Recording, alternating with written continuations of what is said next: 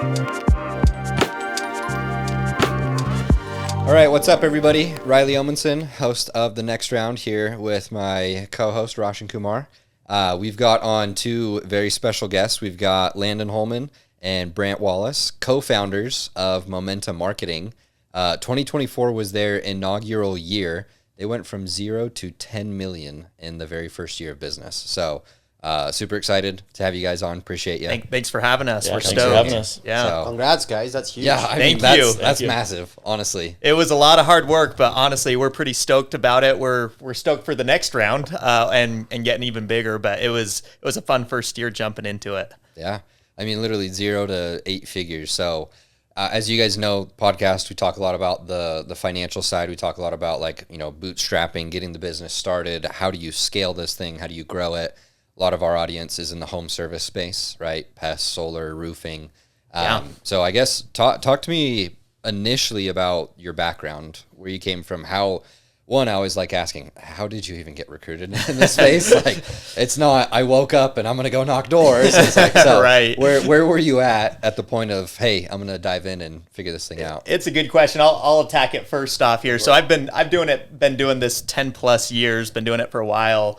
I started, in 2014, I had just gotten back from serving a mission for my church, and I had $400 in my bank account. I could not afford rent. I couldn't afford to go to school. I was broke. And actually, my older brother had told me he had gone out and done a summer, and he made $33,000. And I was like, bro, that is life-changing money. Like, are you for real? So my goal was to beat him. I actually didn't quite beat him my first summer. I only made $25K, but honestly, clear back when I started this, I was like, dude, that is crazy good money. It was honestly life-changing money for me, and honestly been doing it for a long time ever since then. Just started as a single rep and really started to catch the vision of it all. That's like, wow, you can build these teams up and you can get more people to come in and to really it was so cool to learn all of these business applications that just absolutely transformed my life. And I think I was telling you guys this a little bit earlier before the podcast as well. Like, when it got to the point where I was graduating, I was like, why would I use my degree? I was like, honestly, I'm making more money doing this. I'm just going to lean into it. And honestly, I haven't looked back since. And honestly, Brant's been a big part of that journey as well. He was my boss starting things off back in the day as well. And really helped me out to get things going and to build up the teams. And so he's been a big part of my journey as well. Awesome. And Brant, the I've been OG. in it for a minute. A couple minutes now. I was actually going to school in Rexburg, and I had signed with Terminex, and I remember back then we were going to get 11% commission. We were stoked about that. Double digits. Wow. And it was that was Riverside County. I'd never been to California. It was that was Riverside County. And then one of my neighbors approached me about going to sell for Dewey Pest Control, and that was 13% starting. And that was in Orange County, and I was like, that's closer to the beach. Yeah. I want to go there. not thinking there's probably more bugs away from the beach, but yeah, so I jumped on and went out and sold, and ended up running their marketing program for a few years, but that was 2000, my first year doing it. And so I was with Dewey for a long time and recruited his brother. And then there's a whole bunch of Holman. So it was like a 7-for-1 recruit. All redheads. A bunch of redheads working for us. It's kind of a theme Going of to Momentum. Southern California. That's right. Yep. Yeah. Getting sunburned, not tan. Yep. So. Yeah, that's right. So yeah, I've been doing it for a minute then. So. Oh, that's awesome. So, okay, obviously we're, 25 years since the beginning of it now. I guess personal question here is, what have you noticed the biggest difference in terms of, obviously the bugs are still there, right? We're still selling a product. Back then to now, what have you guys seen as probably one of the bigger differences in the space? Oh, that's a really good question. I think the expectation of how much money you can actually make has gone up dramatically. When I first did it, it's like go home, do construction, make $10,000 in the summer, $8,000 in the summer. And it's like, you can go do this and make $10,000 or $12,000 for the summer. That got people excited. And now that doesn't get people excited at all. It's like, go out and make $100,000, and people are doing it. And back then I don't think we thought big enough about, what we could actually do. And now we got guys that make 6 figures all the time in their first year. And it's kind of awesome, to see these kids kind of change their lives. And unfortunately, a lot of them drop out of school. It's like, this is a better option. to get hooked up with the door-to-door stuff. But yeah, I think the expectation overall has just changed of what people can actually make, with a to that point. I think that we all know the story of the 4-minute mile, that it was impossible before, right? And I think that there's been so many individuals in this industry that have broken that 4-minute mile, right, over and over again, that before it was like the expectation was, hey, go out and make $10,000 to $12,000, and now it's like, dude, go out and make $100K in a summertime, go out there and make even more, There's leaders out there making $1 million in a summertime, and that's the cool thing. So I think that expectation of just like the limits have been broken. We've seen that over and over and over again in the space, and it's been really cool to watch, even in our own internal org, to watch people say, hey, these people are doing this in the industry. Why not us, right? And we kind of start off that conversation and say, yeah, why not you? Why not go get a golden door? Why not go do this? Why, and other people are doing it. You can do it. Yeah. If other people are doing it, like we've done this long enough, we can tell you what you got to do. It's not like it's a big secret on how to go out there and to do something massive. It's going to take lots of hard work. It's going to take a good mindset, and it's going to take good sales skills. In fact, that's a big thing that we preach a lot at our company, that like ultimately you have to have those, we call it a 3-legged stool. You have to have those 3 items in order to be successful at door-to-door sales. It's got to be a really good mindset. And oftentimes we just know that people that don't sell well or do well, they just have a terrible mindset, right? It's like knocked 10 doors, got the people yelled at me, got the cops called on me, bad mindset, and it's instantly I'm giving up, right? So you got to have that strong mindset with it. And then ultimately that work ethic, right? There's people that have good mindset and have good sales skills, but they're just lazy. They don't go out and put in the time with it, right? And then obviously sales skills is going to be a big piece of that too. And so that's been a big focus for us in our organization, to helping reps to level up. There is no secret to go out there and to do something massive, right? You need those 3 components with it. And if you implement those three components, you're going to have success out there. It's a matter of how much do you want to implement that? How good of sales skills do you want to have? How good of a mindset do you want to have, right? How good of work ethic are you going to have? And it's interesting. We had 3 Golden Door winners our last year. One of them was a rookie as well, which we're pretty proud of. That's awesome. Yeah, super awesome. But ultimately, it came down to training them and coaching them and teaching them on those 3 components, right? And just really helping them level those areas up. And it's so interesting you said that I think there's a big evolution happening in any job, right? Like 10 years ago, 20 years ago, when you're knocking doors, I'm sure there's no like Google Maps or even pins you're knocking on a piece of paper no and training finding homes, even. right? Like, That's how it was for us. It was go out there and do it. This was the chalk. I marked the right. The move chalk on the doors. Didn't have MapQuest printed out yet. No, it's like Thomas Guide, and literally my training was, I pulled up in the area and I called my team leader and I just said, what do I do? He's like, go knock doors, see if people want pest control. I'll train you tomorrow. I was like, all right. So it was literally like preseason training. And I mean, we've been hosting meetings for months now, just trying to get people prepped. It's crazy. Yeah, so the evolution of now. like back then with no resources, probably the work ethic was still up there. I'm pretty sure for the guys who are working hard. I think it was higher back then, but but without the training, of course, for what, especially to succeed, you're making less money, less commission, but you have to make a living. Yeah. But what's changed is, and we have talked about this with previous guests, is it's a very big difference of people who join this space and do really extremely well. They're not just people who are like failing in life. What's interesting to watch that is, we have had someone before this podcast who runs a very successful Windows company, and he was doing well in school. And of course, the life practical change of experience from doing school to now doing a job is way different. However, they're pretty good at doing what they are. Same as you guys. I'm pretty sure you guys were not like failing your classes before you started door to door. But what's interesting to watch for yourself, is... huh? Yeah. If you did, don't talk about it. But, these guys who are sales reps, now they're coming in the space looking to get a future, looking to build their careers, looking to find almost a path to beat the learning curve. However, because it's not a traditional path, you're working for 3 to 4 months, you're preparing for it for 8 months of the year, and you can make a ton of money. What is the difference in mindset when you guys go look for, and what you're teaching these students when they're coming for this job? Are you giving them mindset of like, hey, come make great money, and this is your, like, you can make life-changing money like you did, and decide what you want to do after? It's more like, let's help you build a career because there's an easier path to succeed, and you can do a lot more from this job. Yeah. Like, what's the mindset for you guys? It's a good question. Actually, we kind of went over this last night in our training. Our trainer was kind of talking about these are life skills. Like this is going to serve you in pest control. You're going to make a lot of money this summer. But these are life skills that you're learning. I think that's important because this isn't a job that you want to do for 25 years unless you're crazy like me. This is a job where you want to go make a bunch of money and use that money, invest it, be smart with it. And so I think, yes, it's twofold. It's good to make really good money right now, but I think the mindset of where it's going is look to the future. Look what you can get. You need money to make, these dreams a reality. Will be that bust that gets you the money, and then you can make your dreams a reality. And yeah, we hope they come back and sell with us for 4 or 5 years. But for most people, that's just not a realistic expectation. They're going to go do something on their own. But we like to keep them as long as we can. Absolutely. It's interesting when Brant and when I started doing this job, we kind of joked about it that there really wasn't any training. It's like, cool, like, you're doing the job now. There's the neighborhood. Go sell pest control. It's like, oh, okay, got it. I'll go knock on doors and see if people want pest control. Got it, right? That was like kind of the training, That was kind of the expectation when we jumped into this. Now there really is kind of setting a vision for these individuals. That's like, hey, look, this is what reps have done in the past.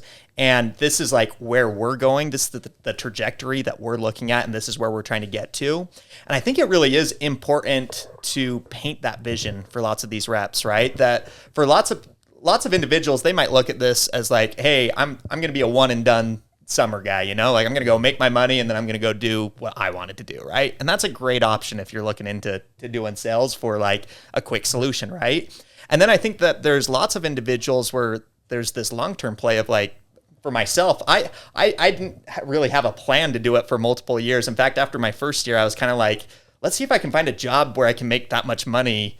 And I kind of looked around. I was like, yeah, there's nothing out there. So I think I'm going to go do that again, right? So went back. And it wasn't until year 4 when I was graduating that I was like getting really serious. I was like, hold on, like people that are graduating with my degree are making $60K a year. I've already done that and then some in a summertime, why would I lean? I'm just going to lean into the door-to-door thing and go with that, right? And it was cool because once I kind of forged that path and Brant was there helping me with that, like we kind of caught the vision of it. Well, I caught the vision of like, why not go all in on this and help others to go all in on that too? And so nobody wants to be the first person to go out and to do something, I feel like, all the time. And so when we're recruiting these individuals, we like to put that plan in place of like, look, you can be a one and done guy. It's a great option for some quick money. But ultimately, if you want to look long-term with this and have a bigger vision with it, we can help you accomplish that. We can help you get there, right? And so vision is such a key, important part of that to helping these individuals to unlock their full potential. And one thing that I want to kind of come back to is, as you mentioned, the 4-minute mile, nobody thought it was possible, and then they got broke, and then people just continued to do said thing. And that's where I think you're the momentum story of what you guys have done, literally created a company and did 8 figures in your first year, and now have kind of set this to where it's like, there's going to be other companies that in a couple years, they're going to go do that same thing. Yeah. Because you guys have kind of forged that. So talk to me about what's the growth plan for you guys now? What's kind of upcoming here? Yeah. Well, on that last point too, really fast, I think it's really easy to be like, oh yeah, you guys were an overnight success, right? First summer doing your own thing that you guys go out there and do 10 million your first summer. I mean, it was years and years of learning and growing and figuring that out to the point that when we did break off from working with Dewey and do our own thing, that we knew exactly what we were doing, right? And so it is easy to be like, wow, like you guys did that pretty easily or whatnot. I know that's not what you're saying, like that was easy, but it's like there was a lot that went into that for us to be able to be successful and to go and break that 4-minute mile, right? Yep. And I think you're absolutely right. There's going to be more and more people in this space and in this industry that look at that and say, hey, wow, like I figured out what I need to do to go ahead and do this. Now it's just a matter of going and doing it, right? So. And I think one other thing too is we already talked, and to get to your question in a second, but we talked about there was a lack of training. The whole industry, there was a serious lack of training. And I think, Sky and Landen, they kind of honed in on that. And I remember Sky saying, like, how can I differentiate myself? Like, how can I be of value to like this organization? It's like, dude, we need training. So they just like buckled down and put this awesome training together, which continues to evolve, and I think that's what we attribute a lot of our success to, especially with our rookie guys, is the awesome training that we have. And then, so these guys kind of, doubled down on it and got this awesome training platform together, and we saw our numbers skyrocket, which in the end is what led us to leave Dewey Pest Control, because I think we were just kind of outpacing what they wanted to grow at, which, they're entitled to grow at where they want, but we were kind of outpacing that. And so it was awesome. We split off and did that. And now, looking to the future, I mean, we think we can break some serious barriers here and go 20 million in year 2 and just kind of keep going up from that. That's our goal for this year is 20 million. So I think we can just, keep that pace going and, with the training. And we're trying to live up to our name, which is momentum. And we feel like we caught a little bit of momentum now, and we definitely want to capitalize on that for sure and go and do bigger and badder and better things this next year. As a new business, obviously there's hurdles that you're going to run into, I appreciate you saying the momentum side of things, because that's where I view momentum not as it's just straight up, but it's more of the mountains, right? It's kind of like you got the peaks, you got the valleys, you got to figure out how to continue. So talk to me about what you guys, being your own business now, right? Not being able to necessarily ride off the coattails of previous success and, this company has a 20 plus year track record. You've got to go build the brand. You've got to go create that foundation. Talk to me about some of the hurdles you guys had to overcome. Yeah. Oh gosh. I guess a lot. we didn't know what we didn't know until we branched off, and it's funny because I think there's even people in every organization within our organization like, oh, you guys are probably going and making all this money. It's awesome, the possibility of all that, but there's also stuff that you don't think about, like the insurances and renting a place, and then furnishing the place. It's like, it's another 10 grand to get chairs in here.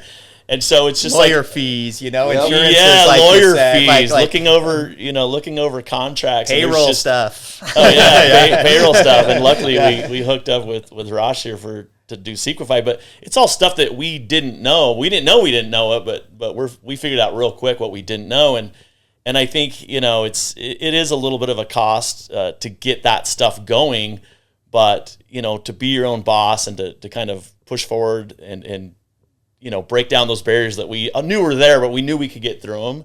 And so I think even in year 1, we kind of knew that was coming, and we kind of had a list of things that we had to tackle, and that list grew, doubled, tripled. But we got through those hurdles, and we, kind of figured out the lawyer stuff and figured out the insurance stuff and figured out all that stuff you got to figure out that you just don't think about when you're an employee of a company. You just put a shirt on and go out and knock doors. Yeah. It's pretty easy. But when you flip to the other side, it's important you said that, because company. I think it's really easy to go look at a company like you guys. Momentum did $0 to $10 million. If I'm a great leader, I'm like, oh, cool, I can do that again. But it's very hard to go see what the costs associated with that growth and how expensive it is to get to that point, because growth doesn't mean direct margin, right? And I'm sure you guys probably see it more often than other people do. And business is just so different when you're scaling at that speed, because you're betting on the long-term future. And to bet on the long-term future, you have to have everyone working with you aligned on that vision.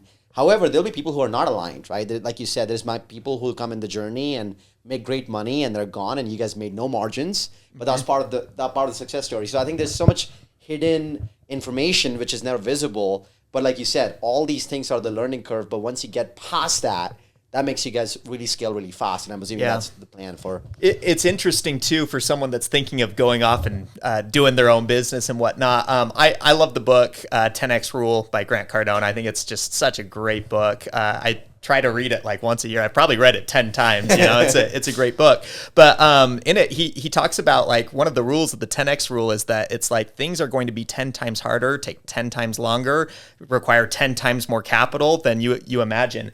And it's funny, kind of when we were breaking off to start up Momentum, I thought, I think we got this pretty much figured out, but it was true. It was 10 times harder than I thought, even having years of experience doing what we've done, it cost 10 times more. It was 10 times everything more than what we anticipated. Right. And so there's so much like Brant, you mentioned, there's obviously things, and there's things, you don't know. And there was a lot that we didn't know that we didn't know as well too. And so year one, there was lots of just growth that happened, right? That I was like, I didn't even think that we needed a lawyer, like I'm just used to knocking doors. Okay. I didn't even think that we would need insurance. I didn't even think like, oh yeah, like how much does it cost to get an office space and to fill it with furniture and all of that too. So there were just lots of added expenses that popped up. And I'm so grateful we grew a ton from that, but it was definitely 10 times harder than I thought it was going to be, right? And so I'm excited for the future because now there's so much that we have learned, and it's like, okay, that wasn't really that smooth year one. How can we go ahead and plan around that, and how can we create a model that's going to make that a lot more smoother for our reps and whatnot too. And so I'm really excited for year two because I think there's lots of areas that honestly we weren't good at, and it's like we still accomplished something great. That's the other thing I learned, that like you don't have to be perfect in year one, right? Obviously we're trying to make things as perfect as we can, but you don't have to get it 100% right in order to be successful with it. Now, the longevity of your company definitely does depend on that. You do have to get that right over time. And so it's been great working. I think lots of our reps have been patient with us too, and knowing that we're in growth stages as well. And honestly, kind of goes back to that team mentality that's like, we're building this together. This isn't just me and Brant building this, right? That we're a team. We're going to build something incredible together, and ultimately having people buy in on that growth side of it too. And that gives people more patience and helps us to build it so that it does become a lot more smooth. That's a perfect segue into the next question I wanted to ask, which, I mean, you guys have recruited in this industry for quite some time. Been doing it for a minute. not only, competitors in the same industry, but different industries, even outside of that, different opportunities, guys that are, I'm got to go get this internship. I've got to go do this thing. Obviously we got to recruit against that. So with you guys being your first year, like you're mentioning, not perfectly built. Nobody is out there, even the guys that have been around for forever. What have been some of the strategic advantages that you guys do have that you've noticed? Hey, we do have the right players. We are building this. Like we are looking for these type of people. What are people attracted to during these conversations? It's a really good question. It's funny because when lots of these individuals will sit down with companies, it's like, oh, we're the sexiest, best, perfect machine. Like there's nothing wrong with our organization. Come work for us, right? And ultimately for us, we're totally transparent with people, right? We set realistic expectations with individuals. It's like, hey, on average, reps will go out and do this. Some of the better reps will go out and do this, right? Like we'd love to help you get there, but to set right expectations is really important too. I'd say going back to it as well, to your question, I think that there is a big piece of like the culture of the individuals we try to attract. We are looking for like, honestly, just good individuals, hard workers, honest, integrity based, right?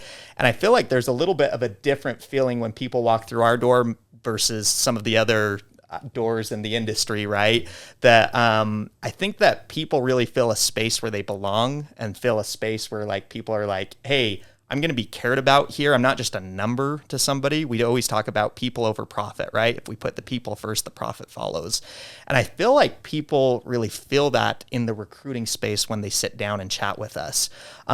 Ultimately, too, the other thing that I would just mention is in the recruiting world, I try to make sure that it's a win-win for individuals. You'll hear that a lot when we sit down with individuals. We want it to be a win for these individuals that we're chatting with, and for it to be a win for the business, right? And that's ultimately the only way that you can create long-lasting relationships. If the company's winning big and the rep is losing, that rep's not going to be with you long-term, right? Or if the rep's winning and the company doesn't want to support the rep, it's like, hey, yeah, well, you go do your thing and we'll see how this works out. And it usually doesn't, right? We're all about win-win relationships. And so arriving at that win, right? How can we provide an opportunity for them? That's a total win. That's a slam dunk. And then ultimately make sure, that they're winning on their end too, that they have an opportunity. They can go out and make good money too. One other thing too that you'll just hear us float around a lot in our recruiting meetings is, hey, with good information comes good inspiration, right? We want to give them as much good information about the opportunity so that way they can make inspired choices of if it's a good fit. For the individuals that twist somebody's arm to like, hey, sign on the dotted line, let's get you in here and let's get you going, right? They'll have some quick wins with that for sure.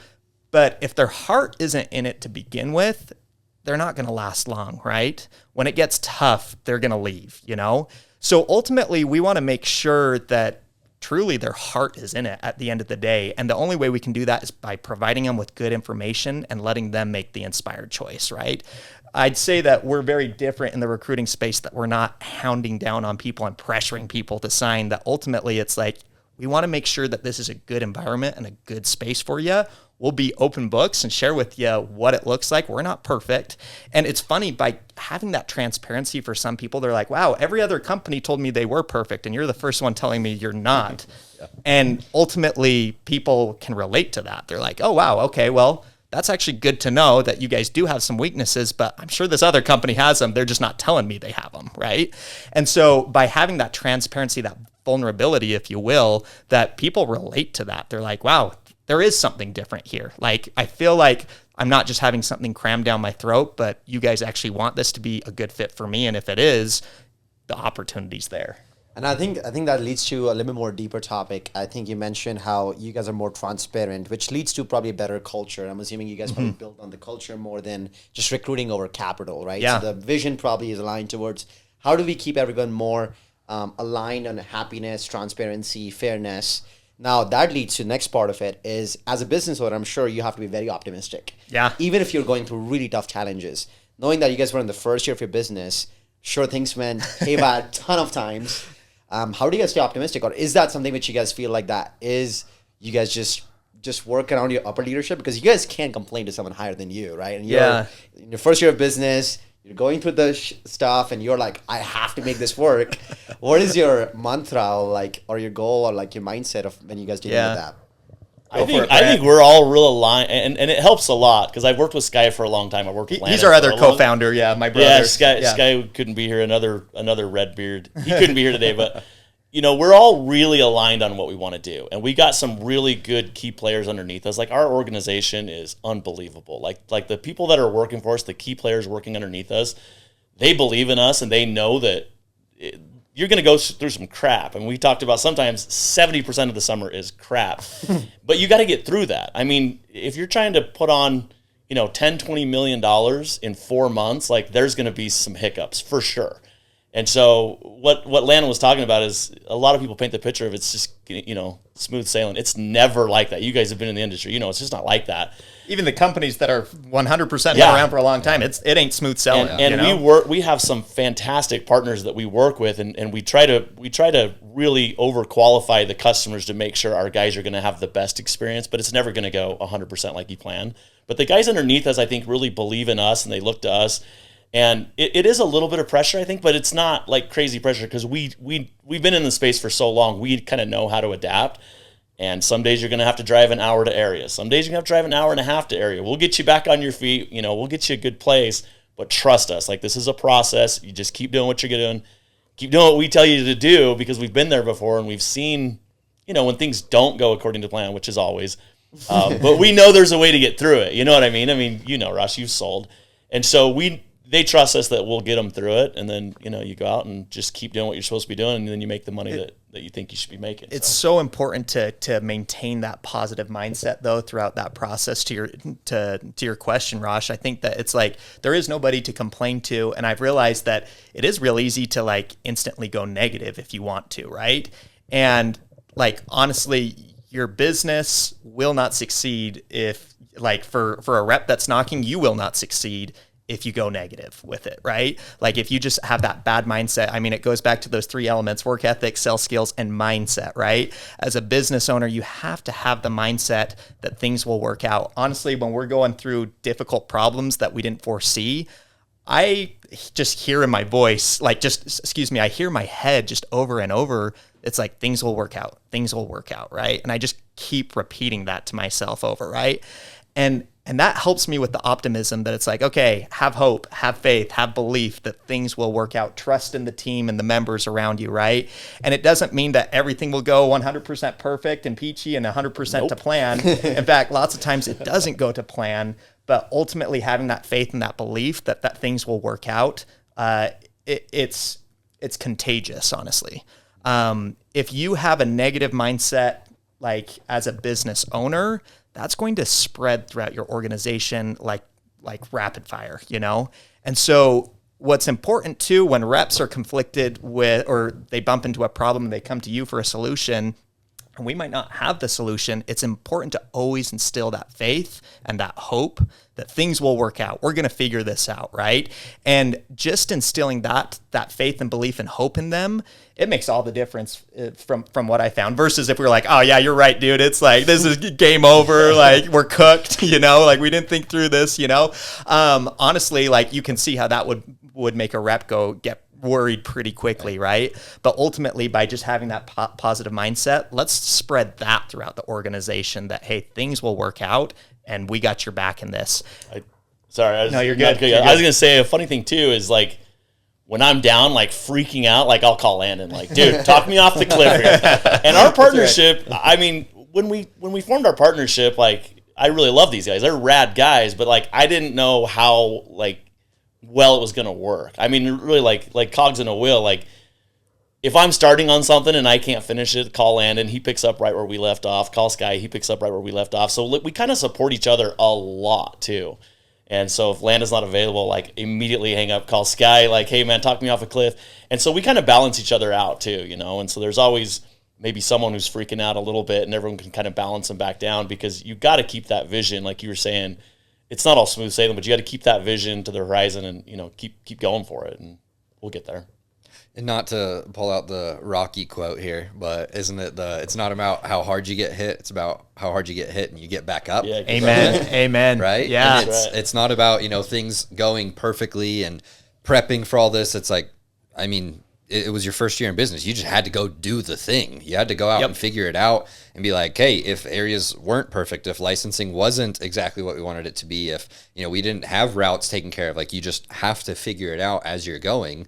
That's one of the things we love talking to business owners all the time is like, you probably didn't know what it was like to actually go do $10 million your first year. You had to figure out what it was going to be as you're doing the thing. Absolutely. So there's actually a very interesting article I was reading about. This is like 2 weeks ago. So there's a company which is a private equity firm, does ton of M&A, acquires over 100 businesses a year. And the reason they talked about the secret was they'll take a company which they want to acquire. Once they get to their due diligence part, which is like, okay, the deal is good, numbers look good. They pick the owners, they take them on a trip, and these owners have no idea that this trip is all planned. And the trip is going to be just ton of issues. It's going to be all just issues. And all they're looking to do is like see how this leadership actually works together when there's every issue on the table. And what they realize is out of the 100 companies they acquire, 30, 40 of them don't make it through and they don't acquire them. Wow. And that was one of the big things you guys just mentioned is like the ownership and the optimize, because all of you guys probably have different skill sets, but it's important if you guys can talk to each other about the problems, then it's way easier to resolve them versus you guys just going to start complaining together, and now that's not going to get resolved. So that's interesting to see that you guys do that together. Yeah. Yeah. And that was going to lead me into my next question, which is talk to me about the partnership of Momentum, number one, and then number two, the partnership of the companies that you guys work with. Yeah. What do you look for in those companies? I mean, you guys have obviously had a history together where you've like known, but for other guys out there creating new companies, what would be a piece of advice you could give them in terms of partnership? Well, yeah, I think we all got our skill sets. Like, I've been in the industry forever, so I feel like I'm really well connected. Like, I know a lot of people know me. These guys are like marketing geniuses, so Landen's like the master recruiter. Like, if there's like a tough recruit that's been meeting with 6 people, call Landen. He'll take him to lunch and seal the deal. And so I think we all kind of fill different spots. But I think that's really important too. I think a lot of people are like, create a partnership, like, hey, you want to do something, I want to do something, let's go do it. But it's not a good qualified, and we weren't, I guess, super on the same page as far as being super qualified. You're good at this, you're good at that, I'm good at this. But I think our partnership has just really quickly evolved into like, we know what we're good at. And so, if there's a contract that needs to be read, they'll usually send it to me and we'll go through it. And then I'll highlight the stuff that we have questions on, then they'll go back through it. If there's a tough recruit, go to Landen. Sky's the kind of guy that comes in and kind of oversees everything. So I think as far as the three of us, the partnership just works great. There's certain people that will always come to me for questions. There's certain people that will always go to Landen for questions. And so we kind of, within the organization, handle certain people also unintentionally, but that's just kind of the way it's worked out. So the other part of your question, like what do we look for with some of our pest partners that we're partnering with too? And so we were fortunate enough to work for Dewey for a number of years, and we saw the good, the bad, the ugly, all of it. There were things that we absolutely loved about it. There were things that they could have done better with as well. And that's every company. That's not to throw heat on Dewey or anybody, but we looked at that honestly, a good service is really important to us, right? We want to partner up with these companies where ultimately our reps can pitch a really awesome service with them.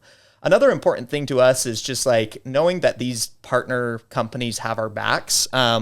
Ultimately, we do like service related cancels. We make sure when we're chatting with these pest partners that like, hey, we're going to do our job the best we can, but if you guys don't do your job the best that you can, like ultimately we still want to be compensated on those accounts. And ultimately what that comes down to, if a tech misses an appointment or whatnot, we've worked it out that these companies are like, yeah, we'll go ahead and pay you on that because we have that much faith and belief in our program and in our service that we're not going to do that to you. Now, no company's perfect, right? We all make mistakes and whatnot, but ultimately that is an important piece for us as well to just make sure that that they truly do have our back, right? And the companies are like, there's no way we would do that.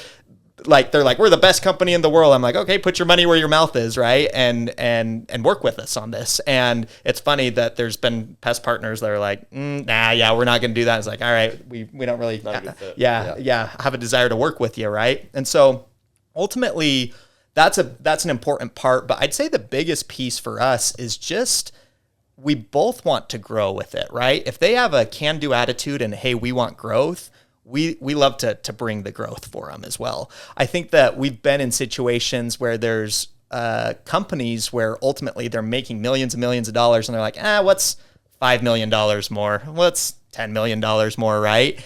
And ultimately that hurts us because it's like, no, we want to bring the growth. We want to help that. So also it's important that these pest partners have a growth mindset, right? Ultimately, we want to work with companies that are like, dude, you guys are the all-stars coming in. And ultimately, we look at them and say, you guys are the all-stars as well. Like you guys are providing an opportunity for us to come in and to make good money, and you guys get to make good money. It's a win-win. That's what it comes back to, right? And ultimately, we talked about that in the recruiting process. We look for win-wins. It's the same thing with looking for pest partners. It's got to be a win-win relationship. Really good leaders in your team. You guys have really good partners. So how do you guys decide, like, what do you guys need to delegate? What do you guys have to do yourself? Because I'm sure there's tons of things which come on your plate, and you guys have to figure out the right way to grow. How do you guys delegate? Like, how do you guys? Yeah, it's interesting. So we're still creating systems around, hey, this is your responsibility and this is your responsibility. Like Brant kind of mentioned in year one, it was kind of like, oh, that needs to be done. All right, like who's going to do that? Let's just jump into it and make sure that it happens. But I think it is a really important piece, and quite frankly, it's something that we could do better at. But ultimately, for starters, you have to have really good communication of who is going to get this task done, right? Are we going to work on this together? Is it going to be a Brant task? Is it a Landen task, Sky task, right? And then the other thing too is I'd say that it's really important to rely on your leaders, right? We have incredible leadership at Momentum. Like honestly, they are the reason why we accomplished what we accomplished in year one. These guys are like, they're just warriors. They're the type I'd want to go to battle with, you know, like these guys are just like, they have the goal and they'll go for it. Right. And so ultimately relying on leaders to like, hey, what your responsibility and what your job is after a rep comes in, you need to make sure that they're trained up. You need to make sure that they have that mentality, those sales skills, that mindset, right? And that's really what our whole preseason is built off of, is getting them those skills, right? And so that's the job of the leader, to make sure that the rep is ready, right? And we make that pretty clear with our leadership, like, hey, this is what we need you to be doing once a rep walks through the door, right? And also, hey, this is how you get a rep to walk through the door. We help them in that recruiting process. And so really making sure that leadership has a clear vision of what their role is the only way that you can go ahead and scale it. Because ultimately, we've just seen this in year one as we've been growing and growing. It's like, there's too much for us to do. You know, like we can't do it all. And that's why it's really important to rely on your leaders. And the beautiful part is they can do it better than you can do it. Mm-hmm. You know, ultimately, it's funny, like I'm the type that's like, oh, I got to do everything, right? And the second I start letting go of things, I'm like, okay, I don't have enough time to do this task. I'm going to let somebody else do it. I'm like, dude, they actually do it way better than I did it anyways. Like I should have done that a long time ago, right? And so it's funny when growing a business, like we always just like, I don't know, like maybe it's just a problem that I have, that it's like, oh no, like I know that I will do this the way that I envision it and that I want it done. And by delegating and letting other people to do those tasks, you're like, dude, they did it a million times better than I could ever do it too. I think too, outside of our organization, like it was good that we met you guys, because we knew we had a serious problem with payroll. I mean, I did it and I hated it and it took me forever. Like it literally took me like, 3 days a month just dedicated to payroll. And so to outsource some of that stuff, get a good accountant, get a really good lawyer, get a good bookkeeper, which I thought bookkeepers and accountants were the same thing. They're not, but get someone to run your payroll and someone who, when you call, they're going to answer the phone. And you guys are great, because if I call and Adam doesn't answer, then I call you. And if you don't answer, I call Nick. Like we know the organizations that we're working with, and we know when we call, they're going to answer and they're going to help us out, because that's what they specialize in. So our organization is awesome, but I think it's important too to delegate outside of your organization so we can focus on growing the business and we don't have to focus on payroll. I don't have 3 days a month that I can spend on that now. So it's kind of nice to reach out to other professionals that are growing like you're growing, like you guys, for example, and just say, hey, we need help here, and that you can help us solve that problem. So that was an awesome lesson to learn that we figured out real quick too. Oh, that's awesome. And obviously we appreciate Yep. There's our plug. Right. Yeah. No, but really, I mean, appreciate you guys for being on here. It's awesome to see obviously what you've done, but also where you're going and where you're headed. And just from the conversation that we've had of like, you understand the delegation piece, you understand the right partners piece, you understand the, this isn't always just sunshine and rainbows. Yep. There's still crap that does happen, but how do we look at it optimistically? So for those out there that don't know about Momentum, where can they follow you? Where can they learn more? Yeah, give the plug. We're on Instagram, Momentum Marketing. Feel free to look us up as well. And honestly, our office is in Provo, Center Street, so feel free to find us. But honestly, we would love to chat with you if you have any interest in working with us. I think it's funny. We focused a lot on like, hey, things don't go right. There's a lot that actually went right this last summer. In fact, it's funny. We focused the podcast on that, which I love. Like, it's important to have that transparency. But I actually think there is a lot that Momentum did really great year one. I mean, like I said, we produced 3 Golden Door winners our very first year that we were thrilled about and stoked about. And so if that piques your interest at all, or is something that's like, well, how'd you do that, right? And we definitely have plans to have even more Golden Door winners, and there's a lot more amazing things in the works. But if you have questions on how we did that, we would love to connect, whether it's working with us or if it's just seeking out advice. If you're doing your own thing or you've been in the industry a while and stuck, we would love to help you out and give you a little bit of advice for whatever it's worth. Awesome. Well, appreciate it, guys. This was awesome. Thanks, guys. Thank you. Appreciate you guys.